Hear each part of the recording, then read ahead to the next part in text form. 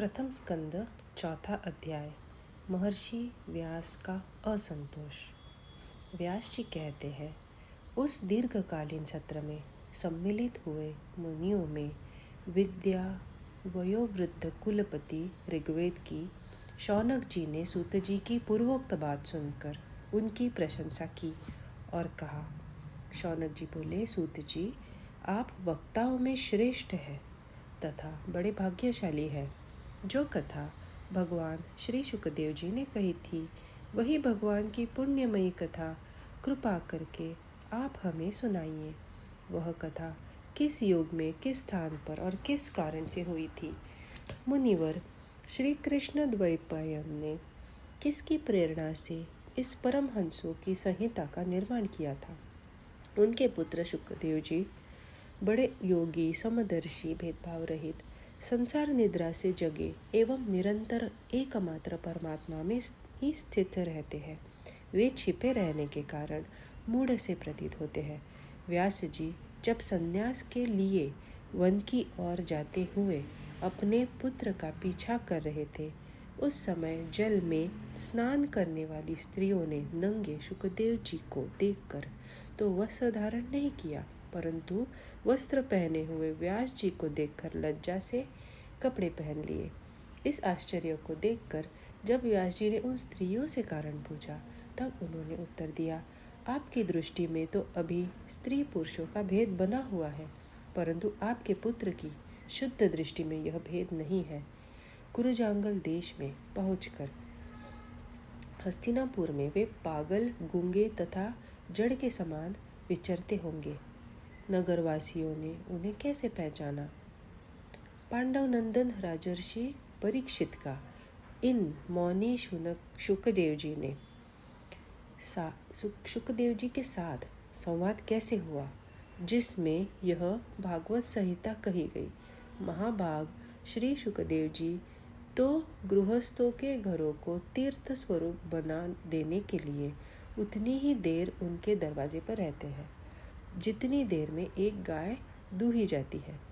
सुत जी, हमने सुना है कि अभिमन्यु नंदन परीक्षित भगवान के बड़े प्रेमी भक्त थे। उनके अत्यंत आश्चर्यमय जन्म और कर्मों का भी वर्णन कीजिए। वे तो पांडव वंश के गौरव बढ़ाने वाले सम्राट थे। वे भला किस कारण से साम्राज्य लक्ष्मी का परित्याग करके गंगा तट पर मृत्यु पर्यंत अनशन का व्रत लेकर बैठे थे?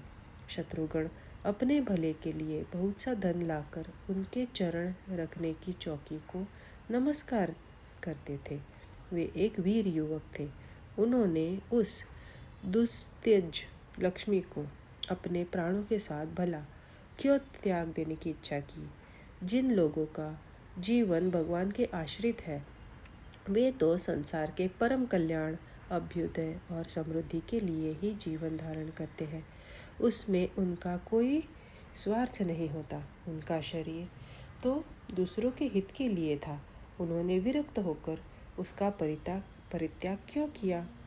वेदवाणी को छोड़कर अन्य समस्त शास्त्रों के आप पारदर्शी विद्वान हैं सूत जी, इसलिए इस समय जो कुछ हमने आपसे पूछा है वह सब कृपा करके हमें कहिए।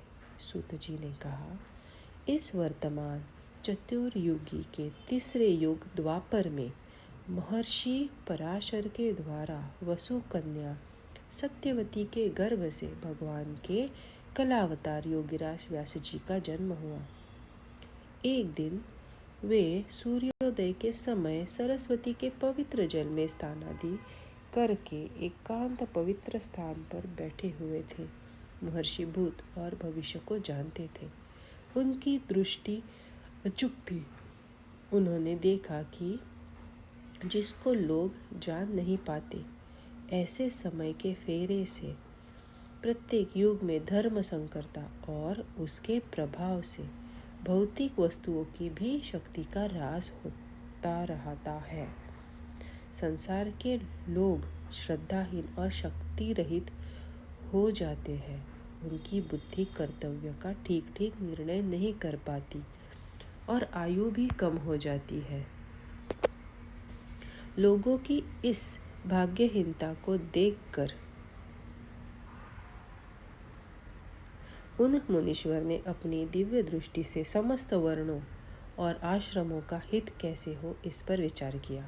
उन्होंने सोचा कि वेदोक्त चातुर्होत्र कर्म लोगों का हृदय शुद्ध करने वाला है। इस दृष्टि से यज्ञों का विस्तार करने के लिए उन्होंने एक ही वेद के 4 विभाग किए। व्यास जी के द्वारा ऋक, यजु, साम, अथर्व इन 4 वेदों का उद्धार पृथक्करण हुआ। इतिहास और पुराणों को 5वां वेद कहा जाता है। उसमें से ऋग्वेद के पैल, सामगान के विद्वान, जैमिनी एवं यजुर्वेद के एकमात्र स्नातक वैशंपायन हुए। अथर्ववेद में प्रवीण हुए दरुणनंदन सुमंतु मुनि। इतिहास और पुराणों के स्नातक मेरे पिता रोमहर्षण थे। इन पूर्वोक्त ऋषियों ने अपनी अपनी शाखा को और भी अनेक भागों में विभक्त कर दिया। इस प्रकार शिष्य, प्रशिष्य और उनके द्वारा शिष्यों द्वारा वेदों की बहुत सी शाखाएं बन गई। कम समझने वाले पुरुषों पर कृपा करके भगवान वेद व्यास ने इसलिए ऐसा विभाग कर दिया कि जिन लोगों को स्मरण शक्ति नहीं है या कम है, वे भी वेदों का धारण कर सके। स्त्री, शूद्र और पतित द्विजाति तीनों ही वेद श्रवण के अधिकारी नहीं है, इसलिए वे कल्याणकारी शास्त्रोक्त कर्मों के आचरण में भूल कर बैठते हैं। अब इसके द्वारा उनका भी कल्याण हो जाए, यह सोचकर महामुनि व्यास जी ने बड़ी कृपा करके महाभारत इतिहास की रचना की। शौनक आदि ऋषियों यद्यपि व्यास जी इस प्रकार अपनी पूरी शक्ति से सदा सर्वदा प्राणियों के कल्याण में ही लगे रहते, तथापि उनके हृदय को संतोष नहीं हुआ। उनका मन कुछ खिन्न सा हो गया। सरस्वती नदी के पवित्र तट पर एकांत में बैठकर धर्मवेत्ता व्यास जी मन ही मन विचार करते हुए इस प्रकार कहने लगे, मैंने निष्कपट भाव से ब्रह्मचर्य आदि व्रतों का पालन करते हुए वेद, गुरुजन और अग्नियों का सम्मान किया है और उनकी आज्ञा का पालन किया है। महाभारत की रचना के बहाने मैंने वेद के अर्थों को खोल दिया है, जिससे स्त्री, शूद्र आदि भी अपने अपने धर्म कर्म का ज्ञान प्राप्त कर लेते हैं।